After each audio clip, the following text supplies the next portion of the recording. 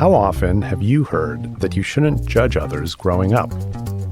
It's a well-intentioned idea, but isn't it also a little naive? In reality, we have to make judgments about people every day at work. We have to decide who we hire, to whom we assign the next big project, whom to trust with important financial decisions. And if you think about it, our ability to make good judgments of others is one of the most critical skills that determines our own success. So how well equipped are you, really, to understand other people's personalities? Welcome to Visiting Experts, a Rotman School podcast for lifelong learners, exploring transformative ideas about business and society with the influential scholars, thinkers, and leaders featured in our acclaimed speaker series.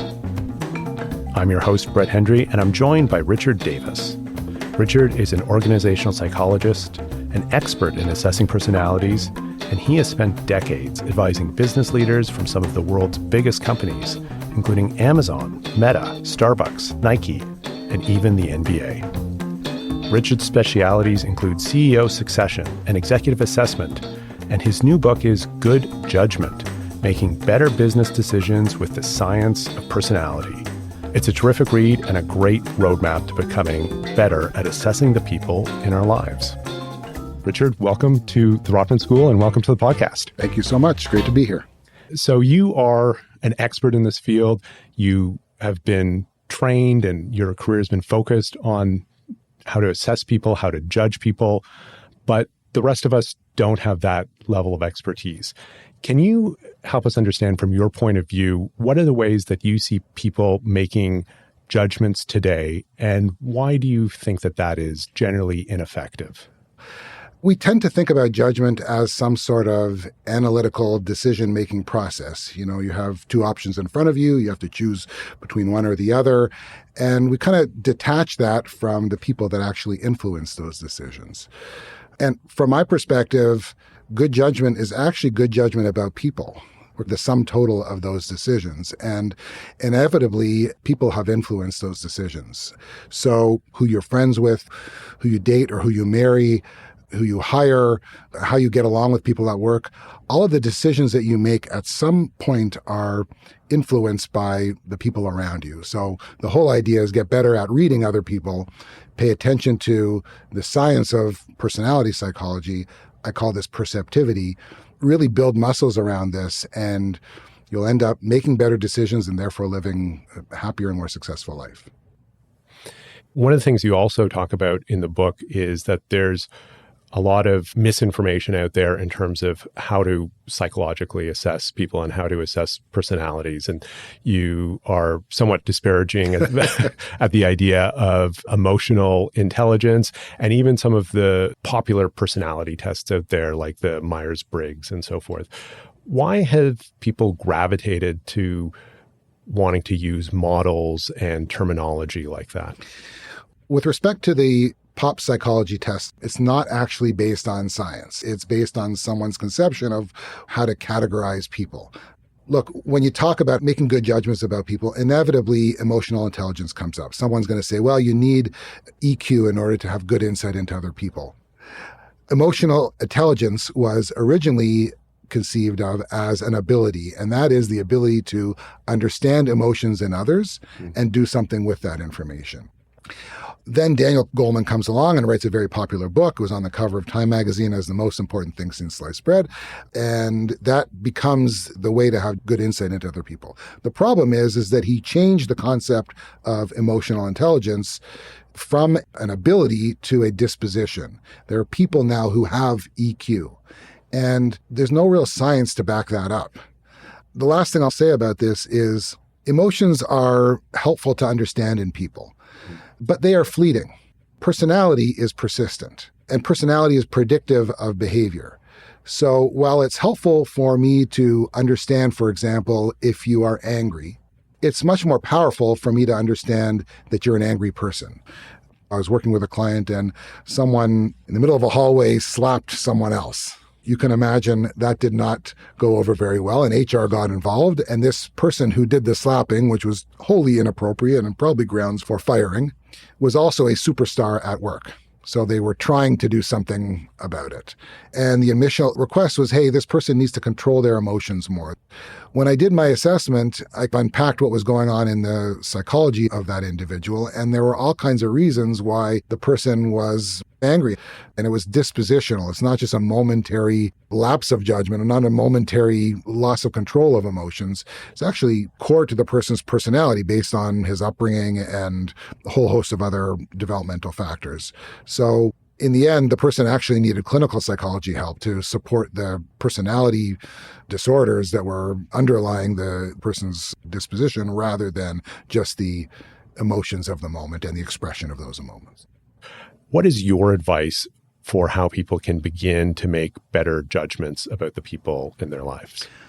Having better judgment involves really understanding the nature of personality psychology and then applying that to decision making.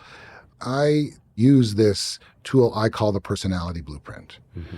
It's based on the science of psychology. There's 100 years of science into real personality, and I apply that to this blueprint.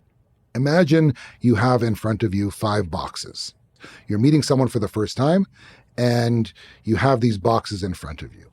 The first box, you're going to label that intellect. And in that box, you're going to put any insights that you see that relate to intellect. Maybe you can see that they're smart.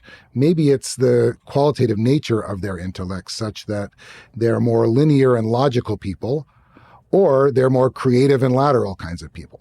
Right. It may be the topics in which you're talking. Maybe you're talking about some global geopolitical thing that's going on. Well, that's probably indicates that they're aware of what's going on in the world around them. So they have a global mindset. Right. So it's not only what they're saying, but how they're saying it as well. So intellect is box 1. What's Correct. the second box? Box 2 is sociability. In that box, you're going to put any kind of insights that relate to how they interact with other people. That can be the type of vocabulary that they're using. That can be the outgoing and gregarious nature and loud, and it could be the more introverted and contained person. How does that person make you feel when you're interacted with them? Do they make you feel like they're manipulating you and Are they persuasive? Are they influential? Do they kind of give you the feeling like they're trying to convince you something, or like the used car salesman kind of person? Right. Not just whether they're introverted or extrovert, how high or low they would be on that scale, but it's the substantive nature of their social acumen. Do they like to be at the center of attention? How do they comport themselves in complicated situations, in stressful situations, in scary situations? Do they take up a lot of space in the room, or are they more wallflower kind of person? So we have intellect and sociability. The next one is emotionality. And in that box, you're going to put any kind of insights that relate to how they express their feelings. Are they even-keeled and composed, or are they very emotive and very passionate? Are they even resilient, or do they get frenzied around stress? Do they care about other people or not? So it's not just whether they get stressed and anxious, but how do they show that stress? Do they tear up? Do they get red in the face? Does their voice start to waver? Those are important insights that go in that box. So now we've got 3 of the 5. What would the 4th be? The 4th is drive. And in that box, you're going to put any kind of information that relates to why they do what they do. And there can be a whole variety of things that motivate people and why they do what they do. Are they motivated by money? Are they motivated by fame? But also other nuanced aspects of character that are really important to understand in people. For example, does faith motivate them? Are they politically motivated? What drives their political leanings? Those are the kinds of insights that we're remiss if we don't include in our judgment of the other person. Okay, give us the 5th box. The 5th and final box is diligence. In this box, you're going to put information around how people get things done or how they approach work. Do they like processes and structure and predictability?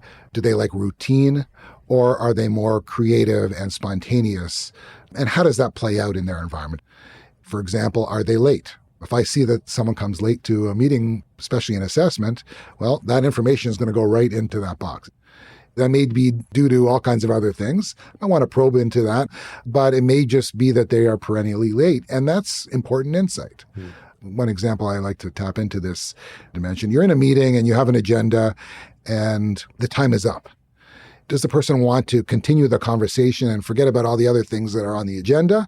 Or do they want to stick with that topic or move on? I mean, all those kind of factors are important in understanding how structured and disciplined the person is. It's about reliability. Can you rely on them to get the job done? Are they a safe pair of hands at the wheel? How detailed and accurate are they? Mm-hmm. Or do they tend to gloss over those details? What's your advice to people in terms of how to get in a position with somebody that you can really read them as an open book, as it were? There are two strategies to this. The first is, at a fundamental level, make them feel comfortable. So it turns out that being in a windowless room, kind of like we are now, sorry about that, is not necessarily helpful in really enabling people to open up. So the best thing you can do is to make people feel comfortable by the setting they are in, by the tone that you are taking with them, by the questions even that you're asking. The second underlying strategy is to ask questions that will enable people to expose their personalities, asking them questions that will facilitate them sharing who they are is a really, really important strategy to getting people to open up.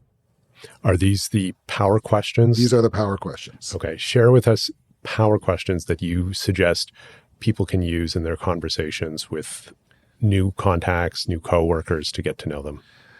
My style in doing this kind of thing is the chronological interview. You can always ask, no matter how little time you have with them, tell me about your journey. Mm-hmm. And tell me what life was like maybe in the early years or growing up. Note, I'm asking them to walk me through their personal journey, their origin story. That elicits so much more insights about the person's personality than competency-based, behavior-based kinds of questions. I will say to someone, who was an early influencer of yours? And I would say 90% of the time, they'll think about that for a moment and they will say a parent. And let's say they say their father was a key influencer of theirs in the early years. I will say, how are you similar to your dad dispositionally? How are you like your father personality-wise? It's a difficult question to answer. People get stumped by that. They're not used to or ready for that kind of question. And even listeners can think about that now. How are you similar to a parent of yours? When thinking about it, you are not only describing the parent, but you are describing yourself with that frame of reference. It's a question that enables someone to expose more of who they are as a person. So that's one power question. Are there others? A key line of question that I ask was around friends. And it goes like this. Typically, we have lots of acquaintances in our lives, but if you think about your inner circle, it tends to typically remain relatively stable over time, such that people come in and out of it a little bit, but there's continuity to it. So if you think about your inner circle, are there themes in the kinds of people they are? Who's a friend of yours? And then the follow-up question to that is, what about the opposite of that? Let's say you meet someone that you may be able to get along with or work with or not. That's kind of separate.